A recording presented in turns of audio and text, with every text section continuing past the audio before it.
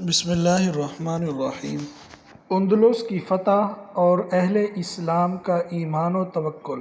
محترم ناظرین کرام، صحابہ کرام رضوان اللہ تعالی علیہم اجمعین کے دور کے ایسے واقعات تاریخ و سیر کے سینکڑوں صفحات بلکہ ہزاروں صفحات پر پھیلے ہوئے ہیں، اور صحابہ کے دور کے بعد بھی جب تک مسلمانوں میں ایمان، توکل علی اللہ اور تعلق مع اللہ کی صفات موجود تھی، ایسے واقعات کی کمی نہیں تھی۔ خلیفۃ المسلمین ولید بن عبد الملک کے دور میں طارق بن زیاد جب اندلس کو فتح کرنے 7,000 کی مختصر فوج لے کر 4 بڑی بڑی کشتیوں میں سوار اندلس کے ساحلی علاقہ جبل الطارق پر اترتا ہے، تو باوجود مختصر سی فوج کے اس ساحلی پٹی کو بغیر کسی مزاحمت کے فتح کرتا چلا جاتا ہے۔ اس وقت اندلس پر جس بادشاہ کی حکومت تھی وہ عیسائی تھا، اور عربی تاریخوں میں اس کا نام لزریق لکھا ہے، اور انگریزی تواریخ اس کو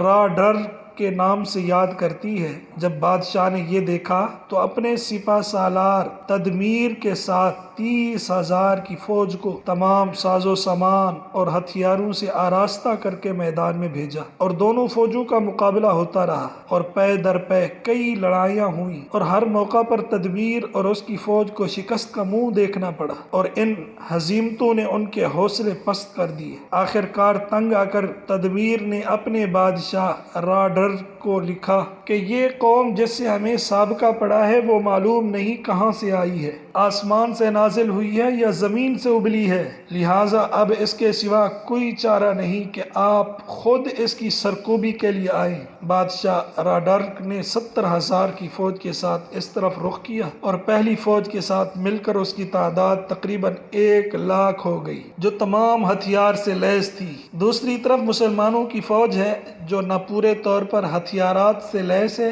اور نہ تعداد میں ان سے کوئی نسبت رکھتی ہے۔ طارق کے ساتھ 7,000 افراد آئے تھے، پھر خلیفہ کی طرف سے اور 5,000 کی فوج آ کر ان سے مل گئی، اس طرح کل 12,000 کی فوج ہوئی، اور پھر مقابلہ ہوا، اور مسلسل 8 دن یہ جنگ چلتی رہی، اور بالآخر فتح کامیابی مسلمانوں کے حصے میں آئی، اور عیسائی فوج رسوا اور پسپا ہوئی، اور خود بادشاہ راڈرک بھی قتل ہو گیا۔ محترم دوستو، غور کریں یہ کون سی طاقت تھی جس نے مسلمانوں کو فتح سے ہمکنار کیا اور ان کو سربلندی اور عزت عطا کی۔ یہ صرف ایمانی قوت طاقت تھی، اللہ تعالیٰ پر اعتماد توکل کی برکت تھی، اور تعلق مع اللہ کی کرشمہ سازی تھی۔ ہمیں بھی ان صفات کو اپنانا چاہیے۔